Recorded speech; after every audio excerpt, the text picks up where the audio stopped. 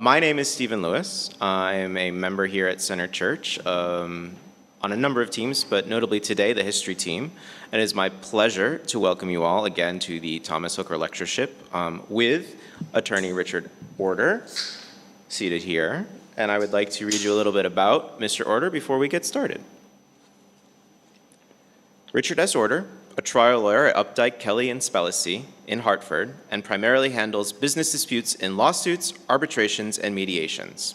He graduated from Wesleyan University with a major in classics and attended the Intercollegiate Center for Classics Studies in Rome during a semester abroad. He graduated from Columbia University School of Law, where he was the managing editor of the Columbia Human Rights Law Review. In 2021, he received the Connecticut Bar Association's Honorable Anthony V. DeMeo Pro Bono Award for his representation of dozens of survivors of domestic abuse seeking restraining orders. So please join me in welcoming Attorney Richard S. Order. Thank you. Thank you. All right, so we're gonna start with a softball question. Okay. If that's okay with you. What, for those who don't know, is a constitution? Well, before I get to that, I thought that was a fascinating introduction about Thomas Hooker. And while we may not know what he looked like, I think we know what he sounded like. Because I'm from Massachusetts, and they say that the Massachusetts accent is derived from East Anglia, settlers from East Anglia. So there you have it. Okay. So we all learned something new today. What was the question? What's a constitution? What is a constitution? Good question. Constitution is basically an organic governing document that sets up how a government should work. That's it in a nutshell. So you had, like as he was saying, the first that's why we call it the Constitution State, because we had that first constitution in the form of that document and the Charter Oak and all that, right? So that was also a document that explained how the state should be governed. The charter the with colony. From the king. Speaking of the king, from my understanding, England does not have a written constitution. So why should we, the United States, continue to have a written constitution? What is the benefit? Okay. I've never quite understood what the British Constitution is, because as you say, it's not written. So I don't know whether it's just a common law tradition of rights. I mean, they did have the Magna Carta, which set out certain rights, mostly for the nobles, not for the common person. But why should we? Well, because America's different. And America is this noble, wild experiment that a bunch of smart people, men, they were all men that were forming it, that they came up with after reading a lot of French philosophers and English philosophers, and they sort of came up with their own method. It really is an amazing creation.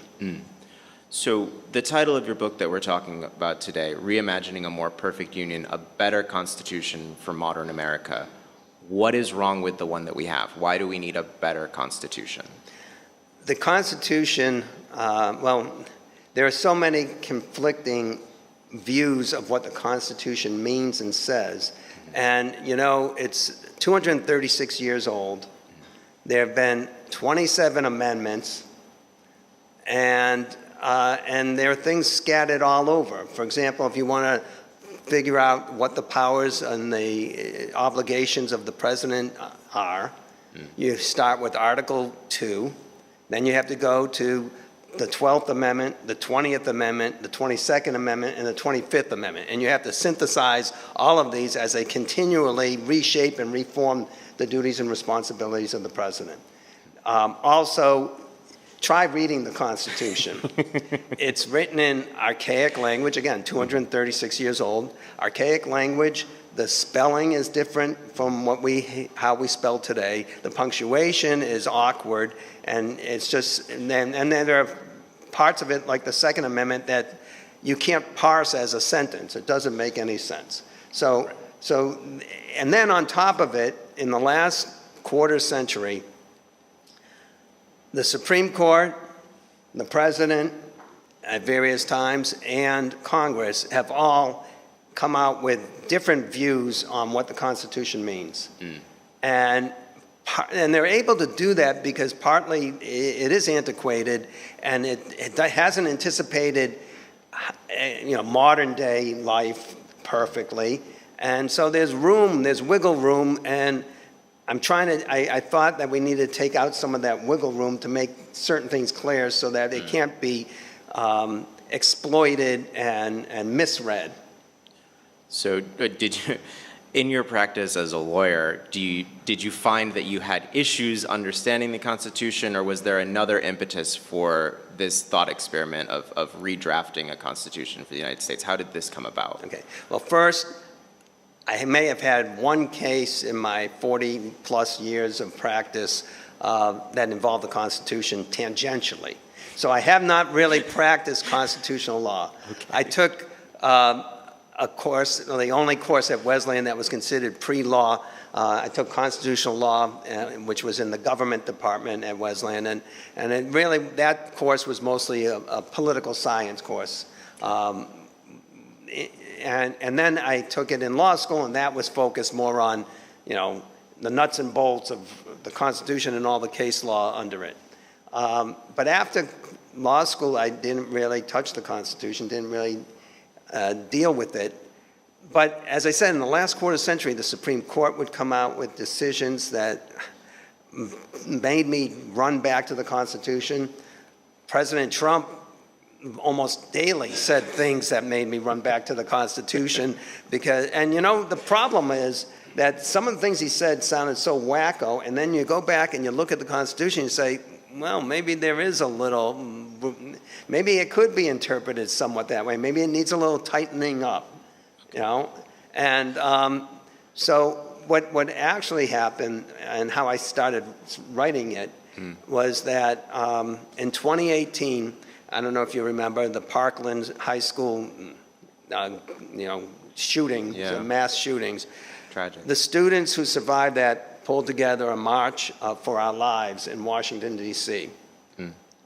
And my wife Denise and I went down on buses from Newtown to march and show support. And it was just amazing how those students, those young teenagers, were pulled together this mass protest and march, and did it so well and had very articulate speakers.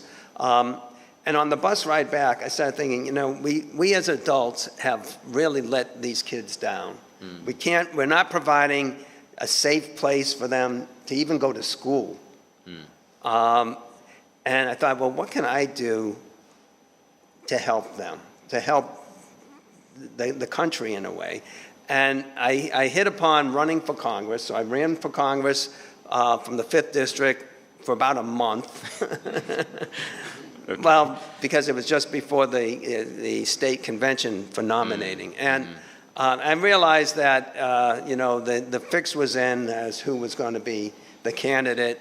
And so then I thought, well, you know what? But what I enjoyed doing was going around to the various Democratic town committees and speaking. And that's all the candidates, you'd see them all, the same people trudging the same way every day, every night that there was a meeting. And I found that I had a lot more to say than I realized about certain issues and how we govern our society and live with one another. And I thought, well, if I can't be a member of Congress, then maybe there are other outlets where I can express my views. And then during COVID, again, I started thinking, well, you know what? As I said, I kept seeing things from either Supreme Court decisions or the president speaking or even Congress. And then I started writing. I just started looking at the Constitution saying, maybe what we need is to amend the Constitution. But then I said, I should focus on just one issue, because there hasn't been an amendment, a meaningful or significant amendment, in 50 years, when they, in 1971, enacted the 26th Amendment, which lowered the voting age to 18. There was an amendment in 1992, which was an amendment that had been proposed in 200 years earlier in 1791 to basically say that Congress can't vote itself a raise for the particular term that has to be for the next term. So I don't really count that as much of a significant, and Congress doesn't usually vote itself a raise because that's unpopular. So Right. But in any event, so there hadn't been an amendment in 50 years, and I thought, well, this better be a damn good amendment to be able to get it passed. And as I started looking at it, I'm thinking, so what would I pick? And I started counting up the amendments, and finally I thought, you know what?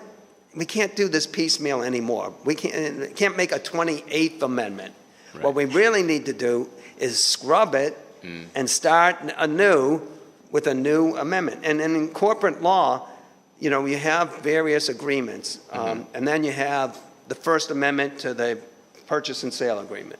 And then you have the Second Amendment to it. And after a while, you just finally say, you know, we're going to stop. And bylaws. It's more in the context of bylaws. So Sure. you have, you know, 4 amendments to the bylaws. Finally, you just say, you call the new document the amended and restated bylaws. And so that's what I have proposed here, is an amended and restated Constitution of the United States.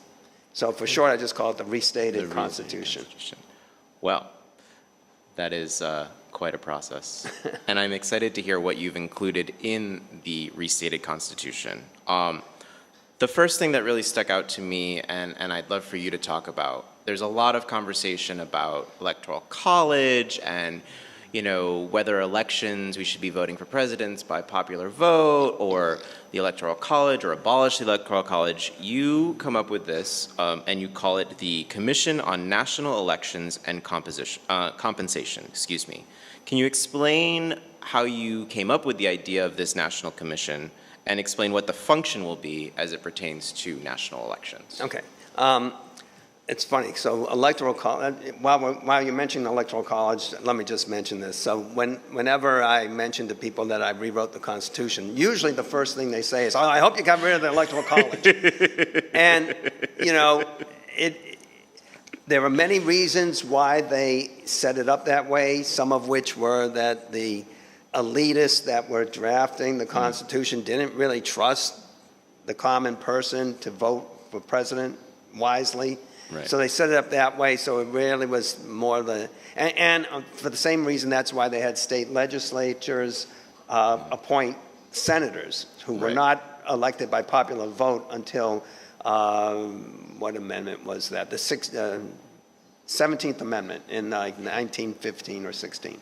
Anyway, so the Electoral College, the Electoral College has only affected 5 presidential elections. Problem is that 2 of them have been in the last quarter of a century, and that is, I think, why people want to get rid of the Electoral College. So I do get rid of the Electoral College. But the commission, the idea about having this Commission on National Elections is that, you know, in the 2016 presidential election and the 2020 presidential election, you would always see these lines of people going on for miles, particularly in the South, standing in line trying to vote. But it was also in Ohio that they had this, and it seemed to me this was a perpetual problem.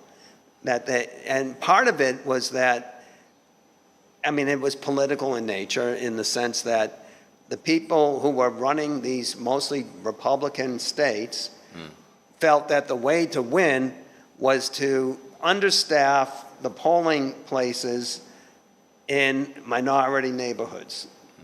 So that is why you had these long lines. If they had hired adequate staff and had adequate facilities, it could be like up here. I don't think I've ever stood in line to vote. I mean, I've walked in. Of course, I go later in the evening. But you know, so that's why I thought, you know what? It's a national election.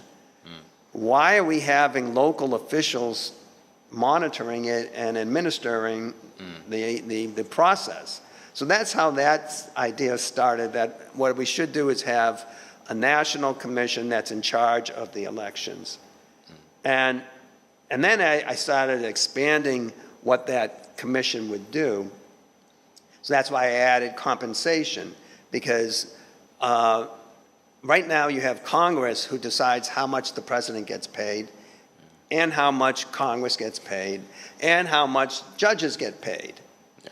And unfortunately, as I started to say, Congress doesn't like to vote itself pay raises because then they tend to get voted out of office. So that's okay. They have plenty of soft money that they can play with, so they don't really need to increase their salaries. But judges, I mean, a lot of these judges, most judges, federal judges, give up very lucrative practice. They can make a lot more money in private practice than they're making as a judge. And their salaries they stagnate, and they don't keep up with inflation. Right.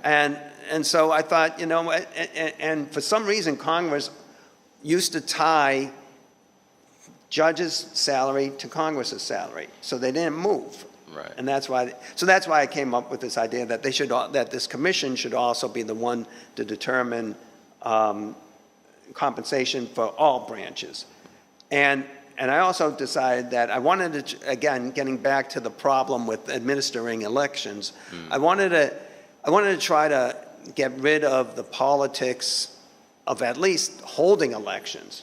I mean, the candidates can run, and that can be all the politics and the voting and all that. But actually, the mechanics of voting and counting, and that was the other problem. Yeah, all the furor over, it was rigged, and this. Okay, so fine. So let's take the local people out of it. Let's have a commission, and who should constitute the commission?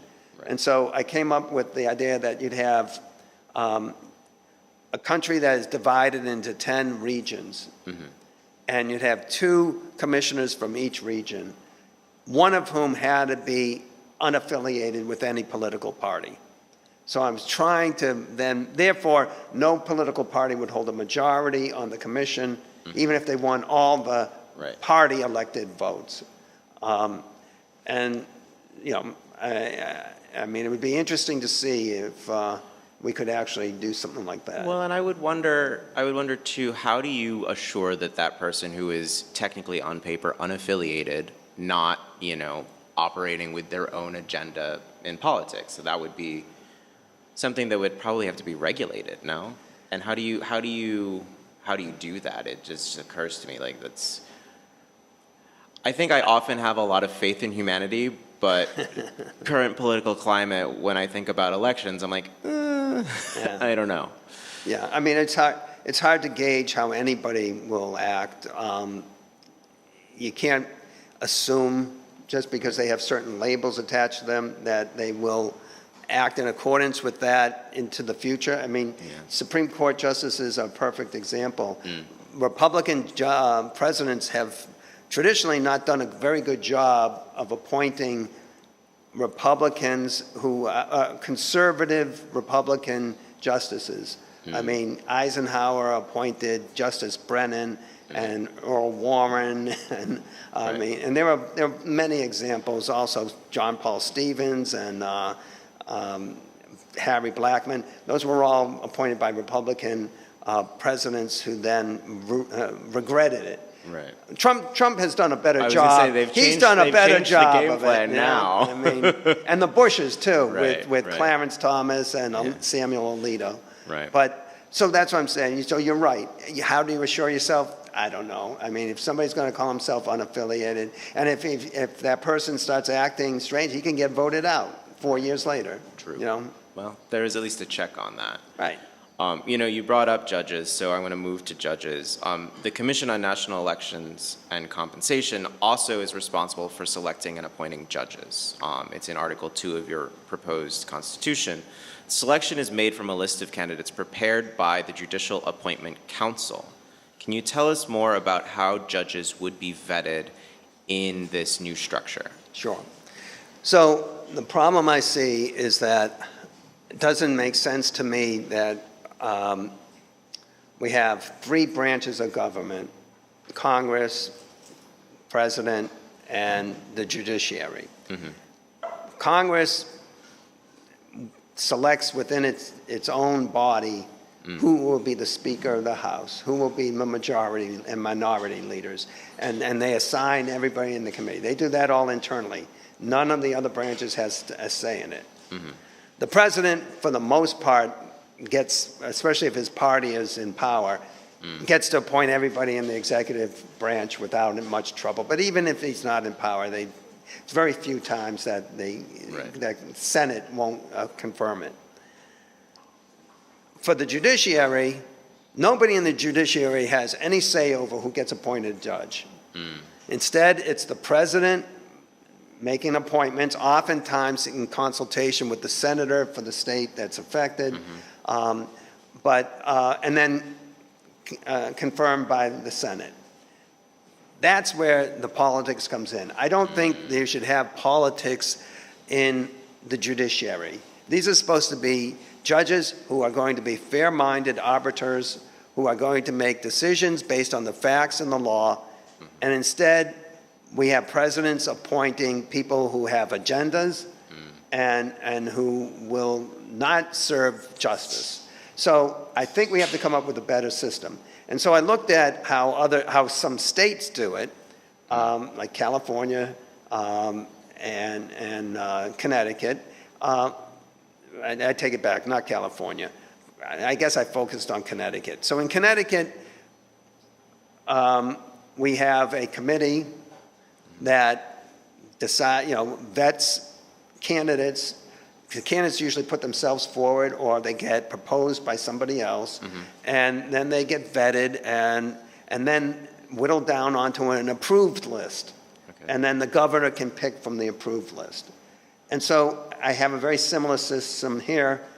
I set up this judicial appointment council, but I wanted input. So then again, we have the problem. So who should sit on the judicial appointment council? Right. So I composed it this way. I have 20 members of the Judicial Appointment Council, 5 of whom are appointed by the Judicial Conference, which is a set of federal judges headed by the Supreme Court Chief Justice. So they pick 5 judges. Could be active judges, senior judges, or even retired judges. Congress gets 10 seats, 5 of whom have to be a non-governmental attorney, and 5 of whom can be citizens. And then the president gets 5 picks, and that can be anybody. Right. And they get 5-year terms so that they don't coincide with the presidential cycle. Right. Or Congress's cycle, which I'm changing to 4 years for all members of Congress. And then that committee then vets, and then they give a list to the commission on national elections, and they pick. So I'm trying to get it back to the merits, make it a meritocracy, not a political favor. Agreed.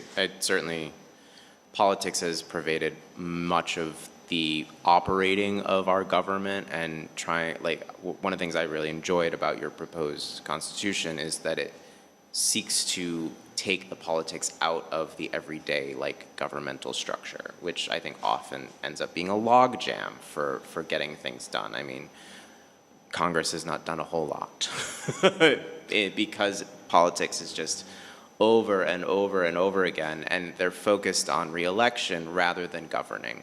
And so you started to talk about Congress, so I would like to go in and talk about Congress and say, you are taking Congress, and from the 476, I believe, representatives that we have and the 100 senators, and you are changing it to 100 Congress people, flat.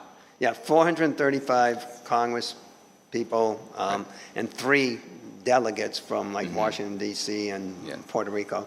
And then 100 senators, and I'm condensing it to a single body, a single chamber Congress with 100 members. And, the Continental Congress was a single body. There are a few, I think, Nebraska might be one. There aren't many, but I think that Rome had the Senate, Roman Senate, that was it.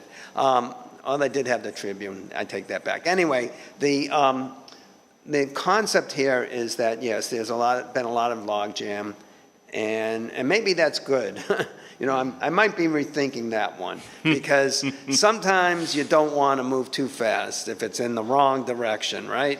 So, there's a little of that going on. But what I'm trying to do is say, okay, there are only going to be 100 members of the new Congress, and they're going to have a 16-year maximum term limit, lifetime term limit. So if they serve two 4-year terms, and then they go and become a cabinet member or do something else or get defeated and then come back, 16 total, not consecutive, which again is the nonsense we're hearing about, well, maybe Trump can run for a third term because he didn't have 2 consecutive terms, right?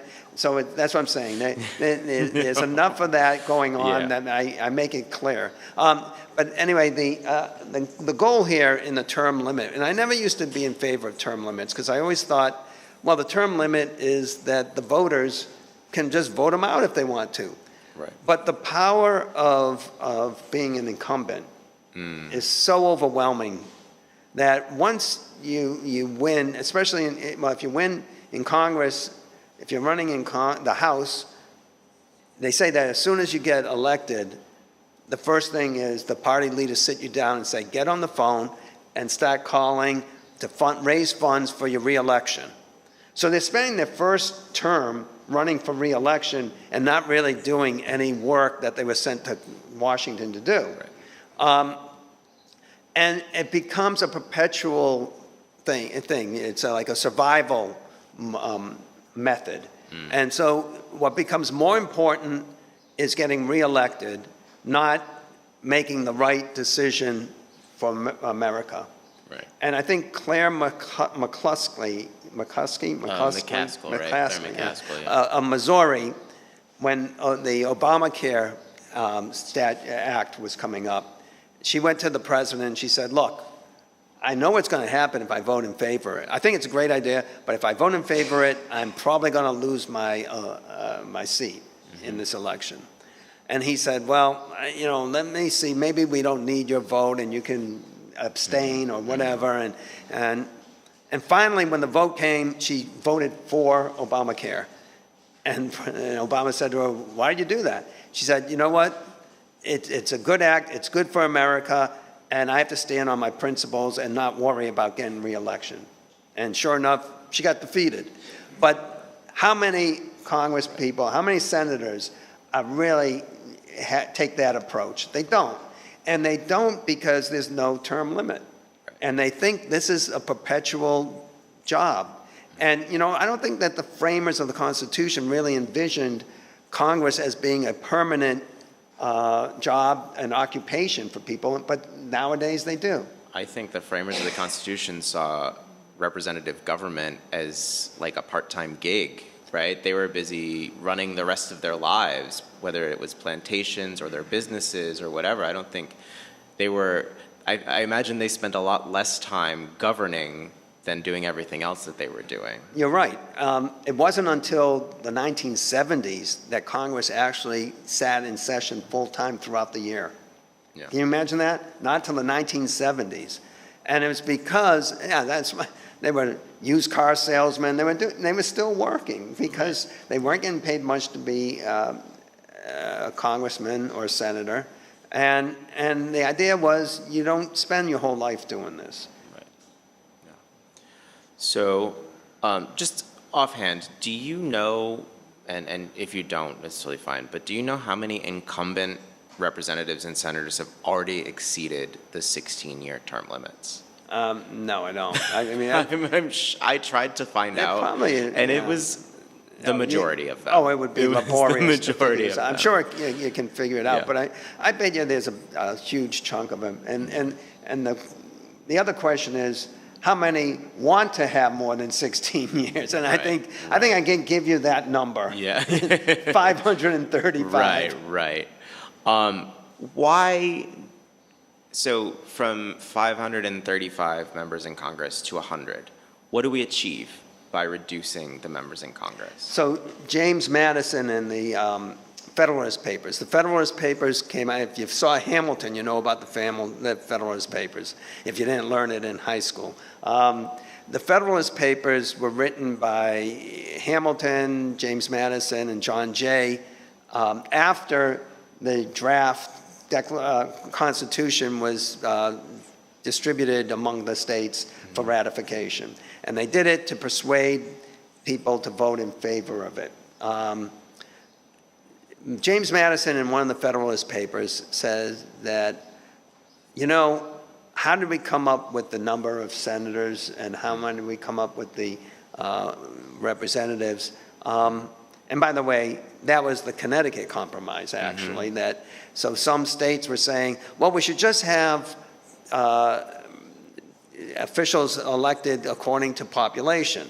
Oh, and by the way, in the South, we're going to count 3/5 of our slaves as humans, as residents, but we're not going to let them vote.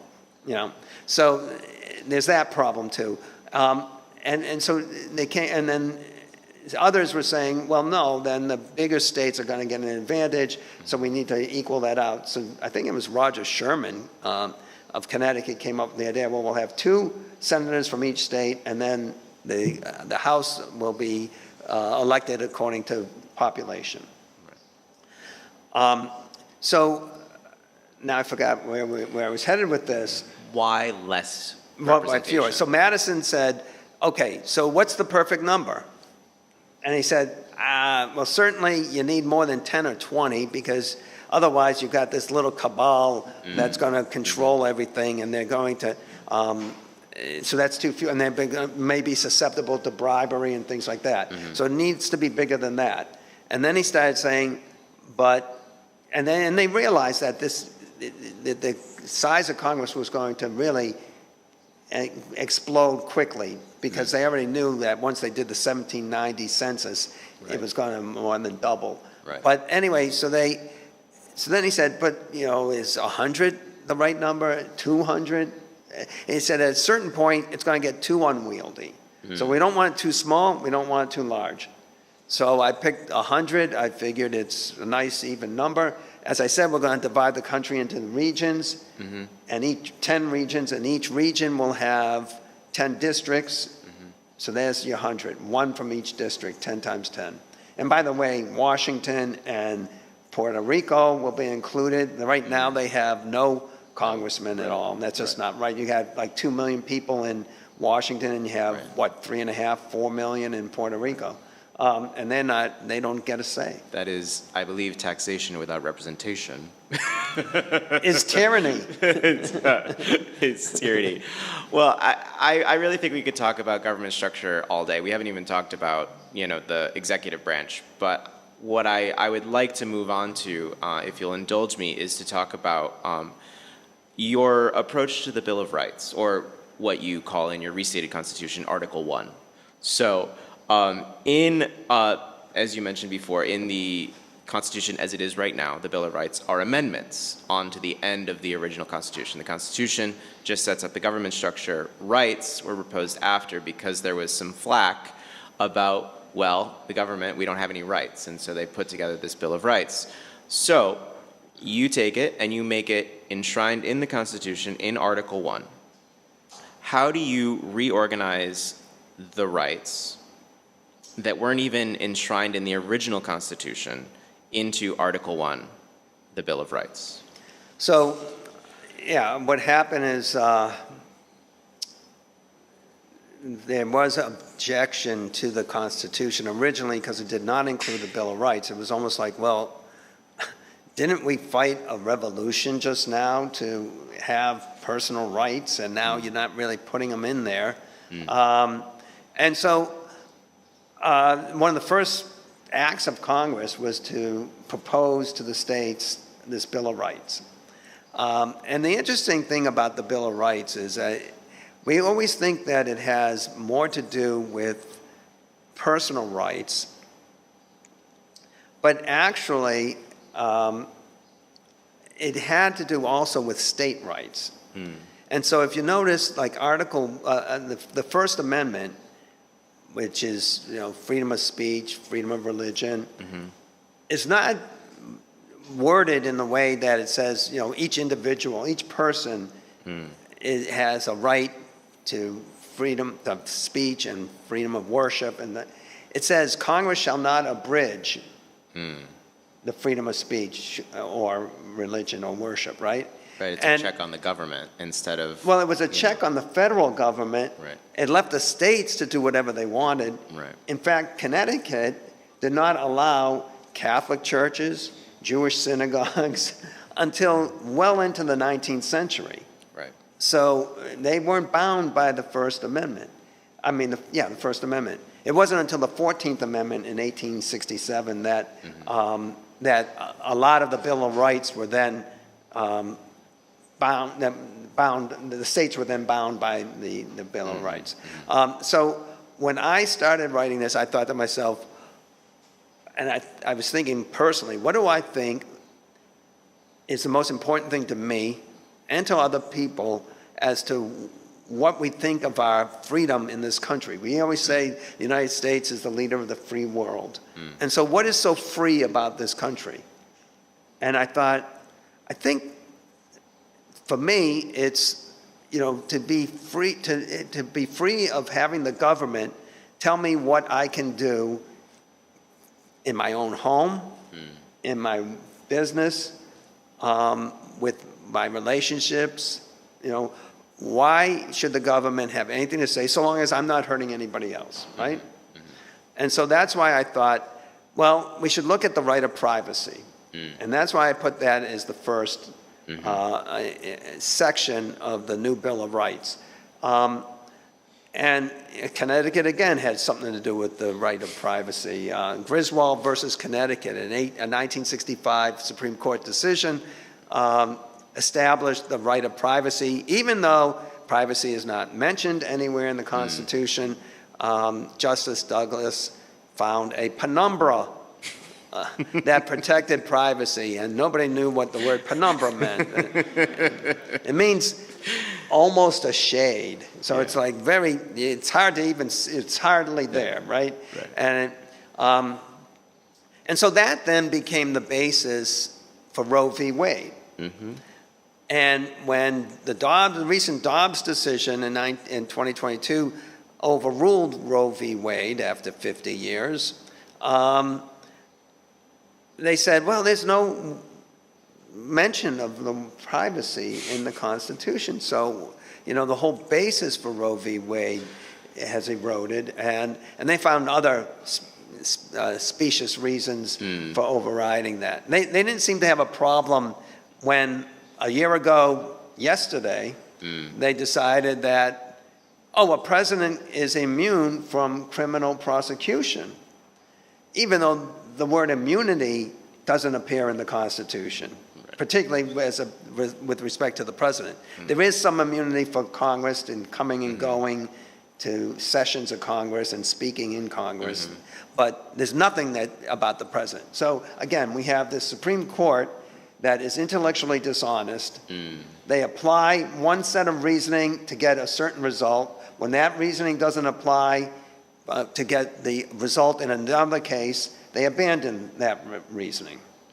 So I started with so I make it clear that there's a right of privacy, an express one. So there's no doubt anymore that, oh, just because the word privacy doesn't appear in the Constitution means we don't have a right to privacy. And the scary part is Clarence Thomas started hinting in his concurring opinion that, well, once we get rid of Roe v. Wade because there's no real right of privacy, now we should relook at gay marriage and all sorts of other things.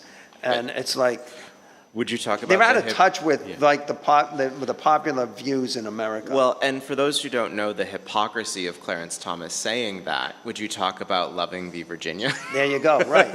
Loving v. Virginia. He lives in Virginia, and he's married to a white woman, right. So he Right. So really, should we get rid of interracial marriage? Because, well, that's the thing, you know. So the right to privacy is you list in your proposed constitution some of those what right of privacy will include, and that does include, you know, the right to marry whomever you like, and consenting relationships, and the like. Over a certain age. Of a certain age. Sorry, And between adults.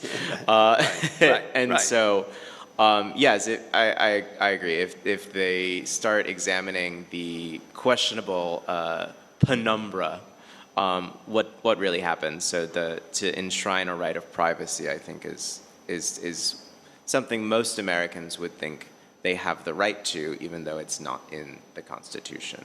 And, it's interesting that you say most Americans, because, I tried, while I don't consider myself like radical left or progressive. I try to take each issue on its merits, and I'm probably more central or centrist or a little left of centrist. But I tried to do in this Constitution things that I felt would appeal to everybody. And I can't understand why anybody would have any objection to a right to privacy. Right. And so Article 1, Section 1 is the right to privacy. Article 1, Section 2, you are very explicit about a woman's right to choose. So did you want to talk a little bit about that? Yeah, why you felt the need to include it as a completely separate article? Right. I thought of several ways to address it. One, I could have just had the express right to privacy and left it at that. But I didn't really trust Supreme Court justices into the future to really interpret it that way. Then I thought, well, I could just simply make it say, okay, I could include it in the same section and say, including the right to an abortion, a woman's right to choose and to have an abortion. And then I thought, well, even under Roe v. Wade, the states kept chipping away at it, right? They started saying, well, if the girl is under 18, she has to get parental consent, and if and then a doctor, you can only perform within a 10-mile radius of a hospital, or this or that, right? So I thought, I guess I got to be more express and really specify all the rights. So I went into more detail than I really wanted to. This is an issue that I think has been troubling America for a long time. I grew up in the late 60s, early 70s, and, we used to hear about girls dying from bad abortions and things like that, or self-inflicted abortions, and it just doesn't make any sense that men should be writing laws telling women what to do with their bodies. But I do say that it gets to a point where at some point this is a viable person we're talking about, and you certainly wouldn't be able to kill a born baby. Right. So at what point does the state's interest come in? But so I do say that women would have a right to an abortion until the third trimester, and then it's up to her and her physician as to whether it's for her safety or that baby's deformed or whatever. Right. So it's not an easy issue, and I just wish it would be put to bed. Yeah. That we can and by live on. putting it in here that no government shall interfere with such rights would put it to bed. And I also protect the providers, the Providers. abortion providers too. Very important. Yeah. Going right down the line, Article 1, Section 3, this has been in the news recently with the president questioning the right to birthright citizenship. So, not that we're trying to be, controversial here, but you reiterate that all persons born or naturalized in the United States, including its possessions and territories, are citizens of the United States. Persons born outside the United States to at least one parent who was a citizen and who previously resided in the United States are also citizens. And then you say, all persons domiciled or residing in the United States on the effective date of this restated Constitution who entered or have remained in the United States illegally shall be deemed citizens of the United States. Amnesty for undocumented immigrants and migrants. Why did you decide that should be in the Constitution? Okay, so it's interesting, if you go back and look at just the Constitution before the amendments, there is no definition of what a citizen is. Mm-hmm. And the rules apply to everybody in the United States. So whether they're a citizen or not. Oh, there is just one requirement, that the president has to be a natural-born citizen of the United States. That's it. Whatever The that senators, well, I think congressmen have to be citizens too, and resident of the state for a certain amount of time. But very little definition of what the common person is. In fact, there's no requirement for judges to be citizens of the United States. So I make that You make that clear. True. So, you know, I think that, so what you just read, and I got to explain this, that in the new Constitution, the restated Constitution, I show the new language in bold and the original text in regular type. And the part of what you just read is from the 14th Amendment. And when I was going through this and we're going through the Constitution and looking at to what to keep and what to change and what to discard, I thought nothing wrong with this language about natural-born citizens, right? Right. Native-born citizens. So then, of course, after I write this and it gets published, then, of course, this becomes an issue. And I couldn't even have imagined that because it's unquestioned from 1867, you know? And then there was a Supreme Court in the decision in the 1890s that really affirmed that point, that it doesn't matter. It was a Chinese man who had been born in the United States. His parents had been laborers. They weren't U.S. citizens, but he had been born in San Francisco. And he went back when he was like 20 years old, went to China and came back, and they wouldn't let him back in the country. So anyway, so the Supreme Court said, no, he's a U.S. citizen. So it's clear. And now we have people attacking things like that. It makes no sense to me. Why waste the time? So to get into your question, eventually, I will. So we've had this problem now with immigration, right? In the last, particularly in the last half year in particular, but even leading up to that. And immigration's been an issue for a long time. And a lot of people have forgotten that in 1985, Reagan, Republican president, pressed for amnesty for all illegal aliens in the country. And people forget at that time, the Republicans were in favor of opening up the borders, letting immigrants in, because they realized that these immigrants were doing a lot of work, particularly in the agricultural industry, that Americans were not willing to do, and they were cheap labor for corporate America. For some reason I've never been able to figure out, the Democrats opposed that. Maybe the reason was just the knee-jerk opposition to anything that Reagan and the Republicans were proposing. So we had this amnesty. And now we have about 11 million undocumented people living in the country. The easiest thing to do, instead of deporting them, and most of them are hardworking people, working multiple jobs, doing jobs, as I say, that Americans won't deign to do. And they're paying taxes, and they're going to school, and they're serving in the military, and they're doing all these things. And why are we kicking them out? It makes no sense to me at all. The reason America became, and think about it, how we started. We had all this land, and we kept moving westward. And we needed people to occupy that land and make it profitable and productive.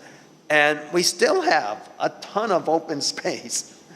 We still have plenty of room for people. And the reason we won World War I, the reason we won World War II was because we had a lot of natural resources and a lot of human resources.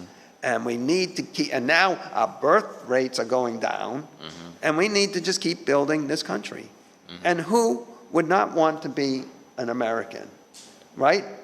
People all over the world think that this is the land where, you know, paved with gold. So let them in, I say. And I would agree. From my perspective, immigration is what has made America great. And any narrative to the contrary is, dare I say, xenophobic and racist. Everybody in America, every American citizen Right. is a descendant of an immigrant, including the so-called Native Americans who came over from Asia. Well, you had mentioned pivoting hard. Sorry, folks. You had mentioned that the Parkland shooting. And I think everyone in the room and watching can agree that there has been an extraordinary amount of gun violence in this country. And the debate has often carried on about what the result of that, what the cause of that has been, and whatnot. And so you enshrine in the Constitution, Article 1.6, a right to safety. And the right to safety And freedom from violence. and a freedom from violence was going to be the second half of that. Our Congress has debated gun safety and regulation and often failed to do anything.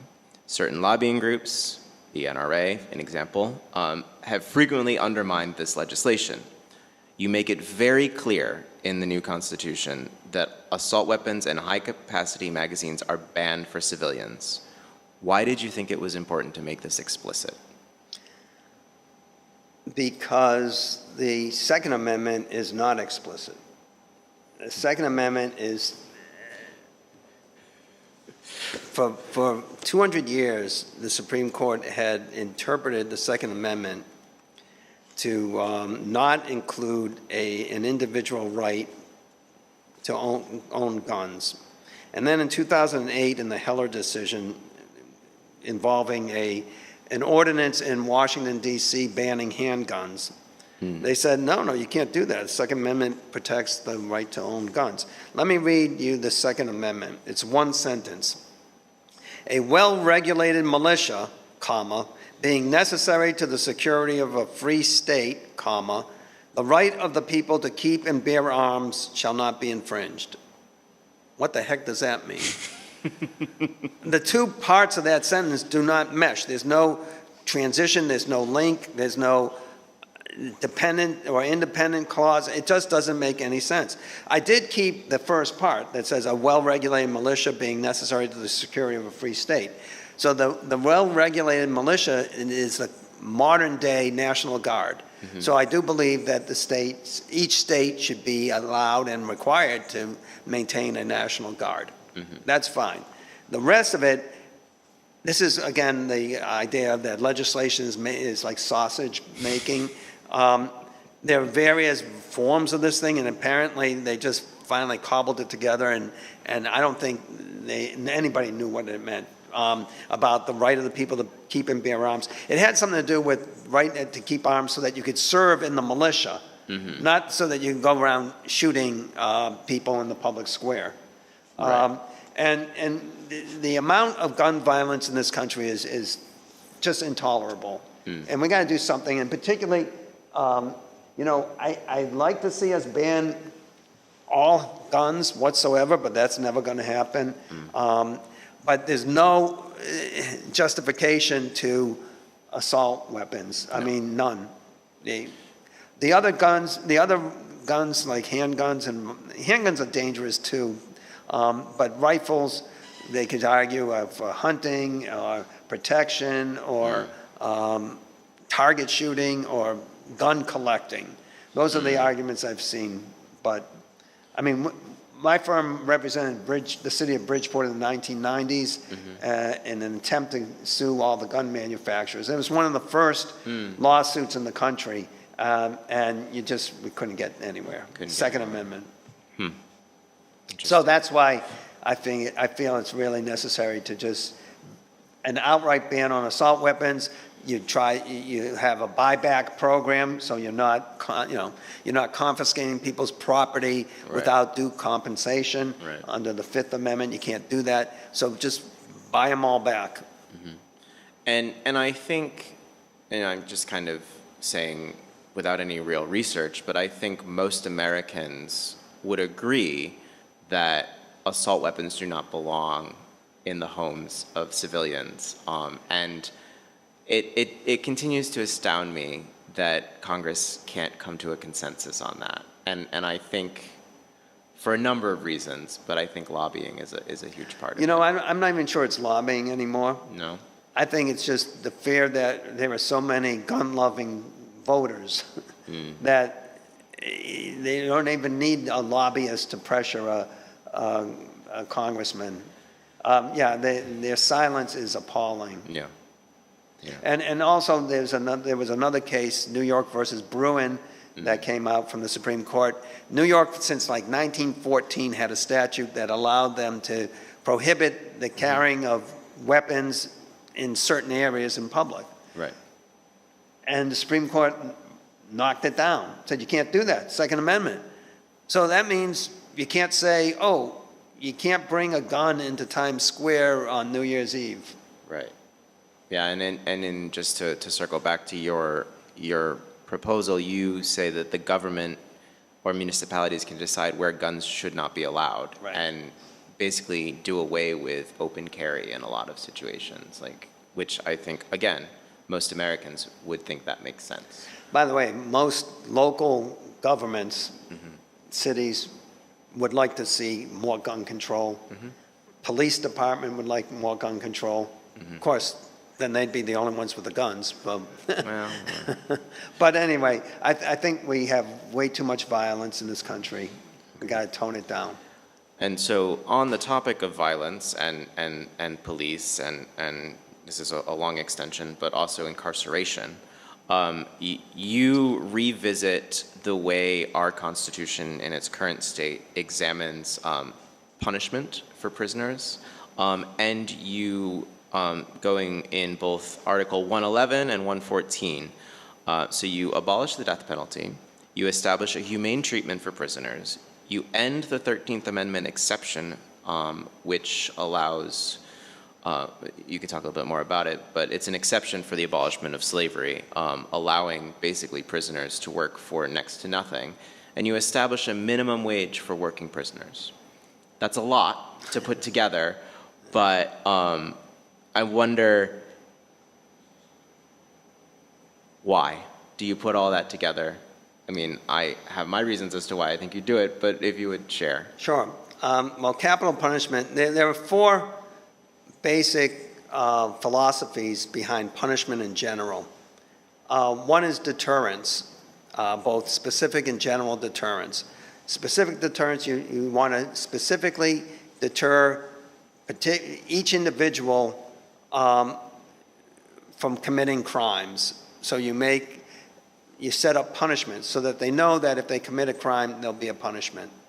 And I guess that's more general deterrence. Specific deterrence is you want to punish somebody who violates the laws so that they don't do it again.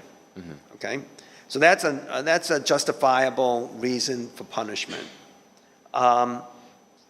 Isolation is another one. You want to take somebody out of society because they obviously misbehaved and they can't be trusted to stay in society at least for a certain amount of time. Rehabilitation. You want to say, take somebody, okay, you're not conforming to society's rules, we're going to make you a better citizen. And the fourth is retribution. You did something wrong, we're going to punish you for it severely. Okay, so now let's apply those to the death penalty. Deterrence. Deterrence has been proven not to deter anybody from the death. The death penalty, let me put it this way, the death penalty is not a deterrent to people who are going to kill. People kill sometimes in a fit of passion, and you can't sometimes even control that. Or they're just murderers and they see nothing wrong with it. They're sociopaths and they have no problem murdering. So knowing that they're going to get the death penalty doesn't affect them at all. Right. So there, the death penalty fails the deterrent purpose. Isolation, yeah, death penalty certainly will permanently isolate somebody from society. So yes, that works. But life in prison without parole will also do the same thing.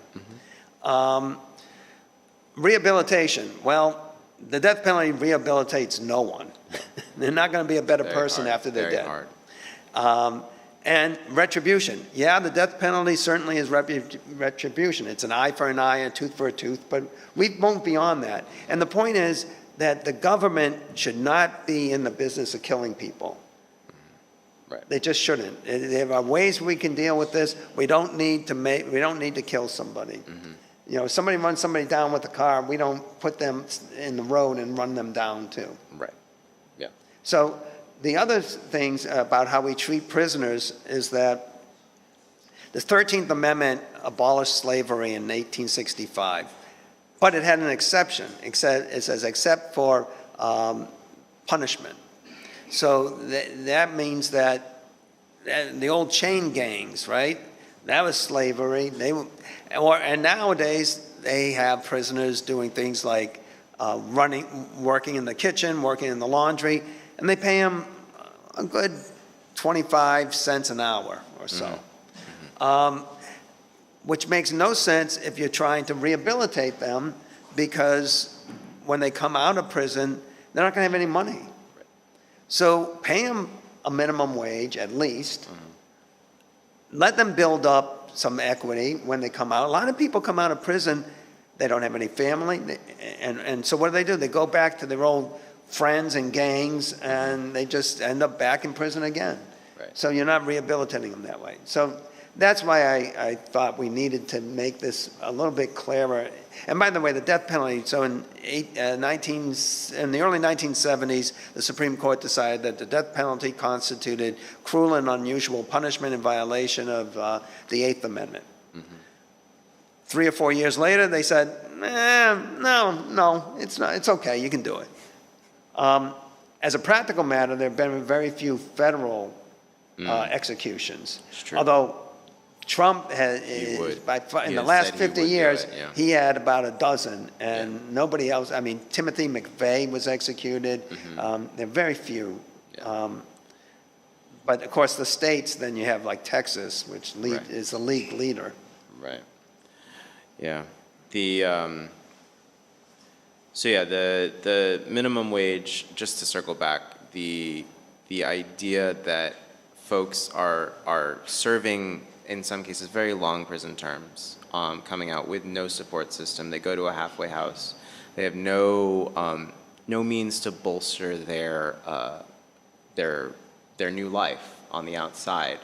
And that is, if you ask any sociologist or anyone who's worked in prison reentry, not having assets, not having support is one of the highest risk factors for recidivism. So paying a minimum wage, teaching life skills, actually working towards rehabilitation does not necessarily happen in incarceration. So I think this is a step in the right direction for working towards justice. And also, I think in another section, giving all prisoners the right to vote. Yes. I think only the state of Maine allows prisoners who are still incarcerated to vote. About half of the states allow prisoners, when they come out of prison, to vote under certain circumstances. Maybe they have to finish, some states may have, you have to finish probation first. And then there are half the states that basically, if you're a convicted felon, say you're never going to vote again. Never vote again. You got to make these people feel like they're part of society. Right. And if they have issues, they do have resorts to the court even in prison, but they should also have resort to public officials who aren't going to pay much attention to them if they can't vote. Because as we said earlier, that's all politicians care about is getting reelected. Right. And correct me if I'm wrong, but inmates are counted in the drawing of congressional districts, are they not? I think so. Yeah. So you got to count them somewhere, right? So the question is, do you count them where they're incarcerated, or do you count them where they're permanent residents? I believe it's where they're incarcerated. Yeah. And again, that is, you're counting a population that doesn't have a right to vote. We're back at the 3/5 compromise all over again. Exactly. Yeah. So, is it? Yeah. Okay. Call in from the audience. Thank you very much. Andrew's an expert for the. So that was for the recording. It is state by state on that. So you So this would But solve that's problem state entirely. government. I'm not sure what the federal approach is yeah. on that, how you So- count the districts. Certainly is some work that needs to be done there. The last thing I would just like you to talk about a little bit in terms of the Bill of Rights is the entitlement to basic human necessities, and that includes healthcare, housing, food, clothing, and education. What would happen if the government had a mandate in its own constitution to make sure that every American, every person living in America has access to those things? Okay, so I base this on the UN Declaration of Rights Okay. that was spearheaded by Eleanor Roosevelt, our first ambassador to the UN, and also sort of the Norman Rockwell paintings of the Four Freedoms. I just think that you measure society by the way they treat their elderly, their poor, their sick, and we need to do a better job. And I don't have the answers on how to do this, but if you have the mandate in there, in the Constitution, then you're going to have, the governments are going to have to do it, both state and federal governments are going to have to figure out a way to do it. They're going to have to figure out how to fund it. I mean, we already do some of it, but not Right. enough. Well, now Well, Medicaid's now, and getting who cut. knows, right. And right, so, I just think that we need something in there. And as I say, if it's in the Constitution, then if it's not being provided, people can sue to enforce it. Very good. Well, I think I could talk about this all day long. I really Oh, could. I think I could too. I think so. I think we both of us, we could continue this conversation. I have learned quite a bit in reading your book and conversations with you. I hope the audience today has learned a bit about what the Constitution could be. And so before we open it up to a few questions, I have to ask, is any of this revision writing likely to happen? And are there others like yourself who have talked about and discussed ways that this could happen? So when I tell people I've rewritten the Constitution, they say, oh, that will never get ratified. They don't use the word ratified, but it will never happen, right? And my response to them is, if the founders of our country, if the framers of our Constitution had taken that same attitude, we'd still be singing God Save the King, So you got to start somewhere. And I think that because of the proposal I have on shrinking Congress and confining their terms, that the route of amendment through Congress is a non-starter. Right. So I will pick on Article 5 of the current Constitution. There is another method, and that is to call a constitutional convention. And if I think 2/3 of the states ask Congress, petition Congress for a constitutional convention, Congress has to, then it's not clear what they have to do. Right. Because it's never been done. Nobody knows what it will look like and what the rules will be. But, and let me tell you, the far right is pushing for this. Really? And so, and the Democratic states are scared of it. And I don't think they should be scared of it. I think we have a counter proposal right there. Opportunity, right. Whew. 2/3 of the states, that's what, 35? 35 states, give or take? 37. 37. Yeah. Right to your Well, senators and it's congressmen. not as hard as you think. Yeah, well, But I think what we do is we have to go around, we have to lobby the state legislatures. in the past, Connecticut should be the first one. here we are. You heard it here first, friends. In the past, amendments to the Constitution have gone through Congress, though. Every single Every one. single one. So, well, that is interesting. But there are grassroots movements. So certain amendments like women's suffrage, prohibition, and then the repeal of prohibition, those all were movements that were started by interested associations and committees and stuff like that. So they didn't really start with Congress. All the other amendments started with Congress. So if you were to tell a room of folks who have just listened to this conversation and maybe have liked what they've heard, what would the first step be for them to work towards a new constitution? Oh, well, we have to mobilize. We have to really organize an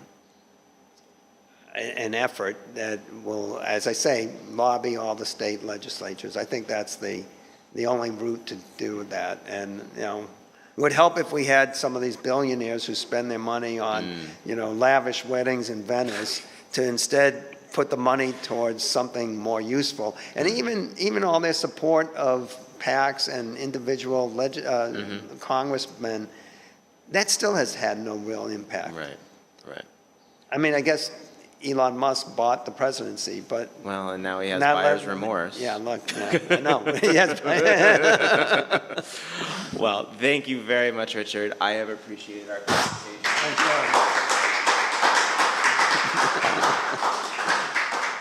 I think we have time for maybe one or two questions.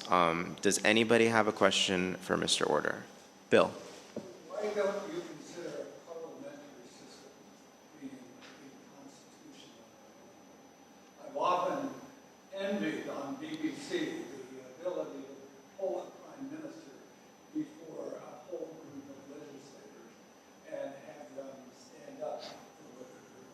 So the question was, just for the recording, why do you not favor a parliamentary system like they have in England as opposed to a constitutional system or other countries? Yeah. But.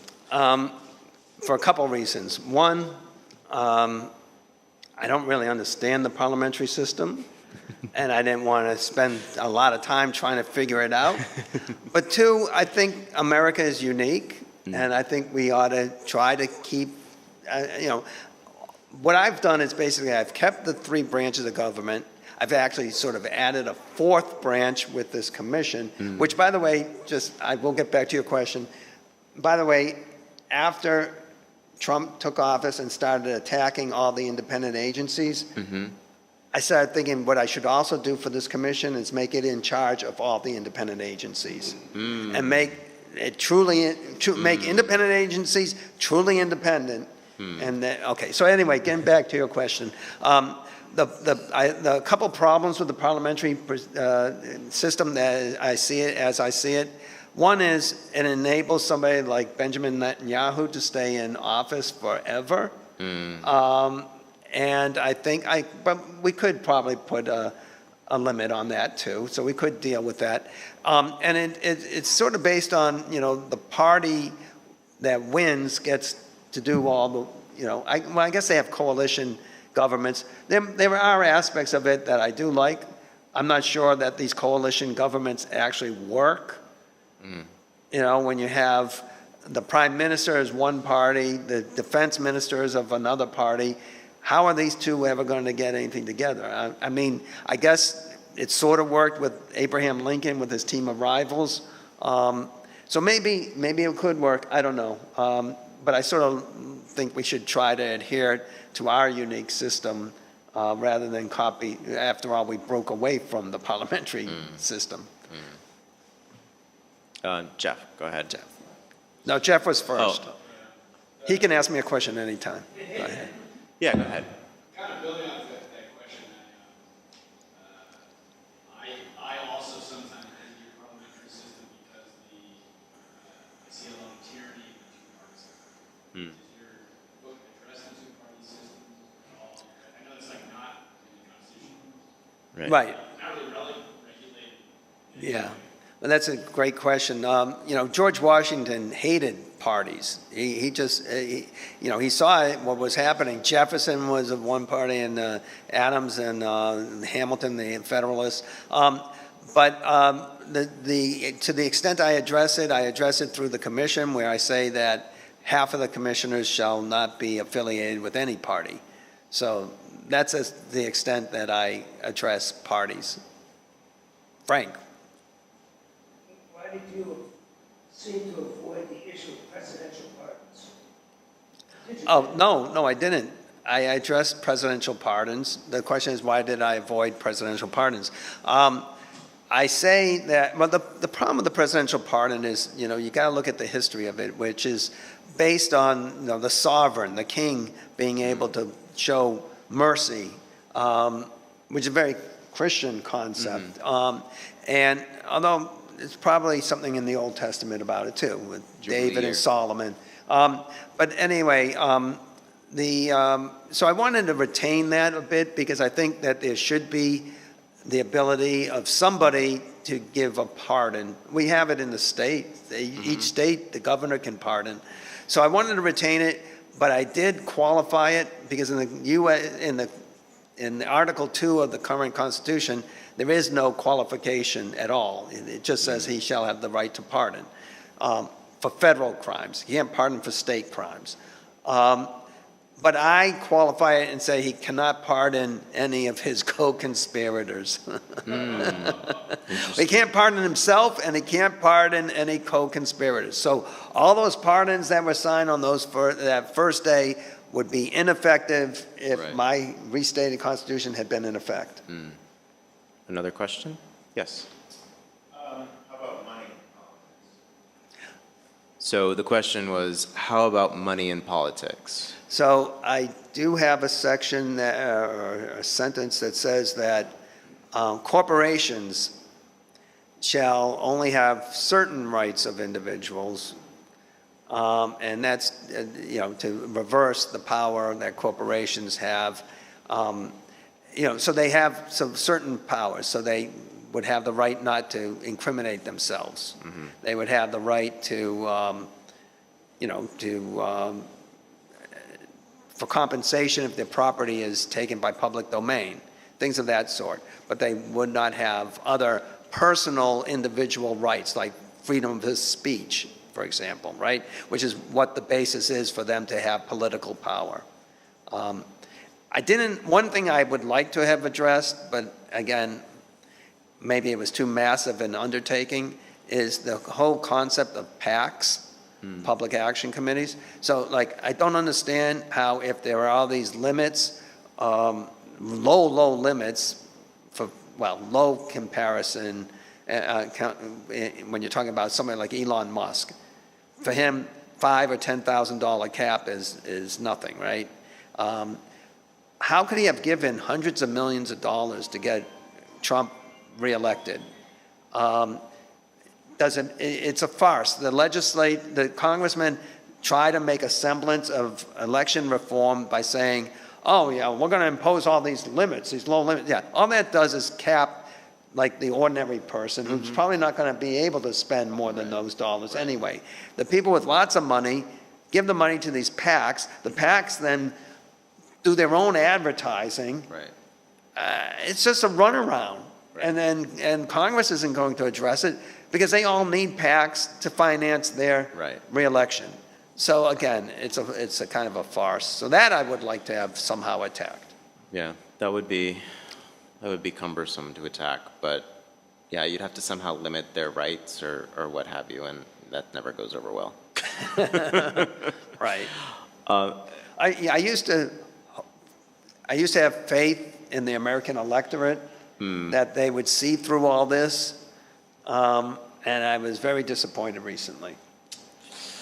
Thank you, everyone, for joining us, and thank you, Richard. Thank you.